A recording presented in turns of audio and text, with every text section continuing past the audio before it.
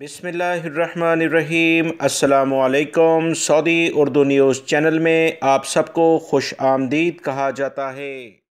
Saudi अरब से दूसरे ममालिक का सफ़र करने वाले तमाम गैर मुल्की अफराद को सऊदी अरब के अहम इदारे की जानिब से जो अहम इत्तला दी गई कि हाई रिस्क वाले ममालिक का सफ़र ना किया जाए तो ज़्यादा बेहतर है।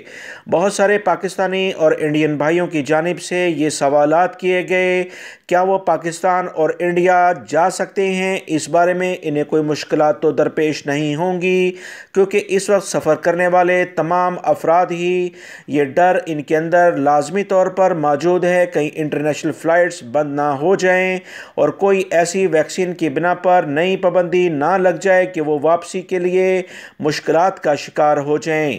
आप तमाम हजरात की परेशानी बिल्कुल दुरुस्त है। याद रखें, सऊदी अरब के नए कवानीन के मुताबिक बूस्टर डोज पहली और दूसरी खुराक लेने के बाद 3 महीने गुजर जाने के लिहाज से अब शुरू हो चुकी है। सऊदी अरब के तमाम इलाकों में इस पर अमल दरामद भी शुरू कर दिया गया है।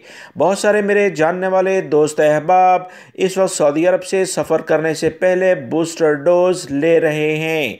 ये बहुत अच्छा उनका इक़दाम है, क्योंकि सऊदी अरब से जाने से पहले अगर बूस्टर डोज ले ली जाए ताकि आने वाले दिनों में अगर किसी भी लेवल पर कोई पाबंदी लगती है तो उसके असरात आपके सफ़र करने की वजह से किसी भी लेवल पर आपकी रोज़मर्रा की ज़िंदगी को मुतासिर ना कर सकें। अगर आपकी छुट्टी में 1 महीना है और बूस्टर डोज लगवाने में 2 महीने हैं तो आप यकीनी तौर पर अपने मुल्क से होकर वापस आ जाएं, इसमें मुश्किल नहीं होगी।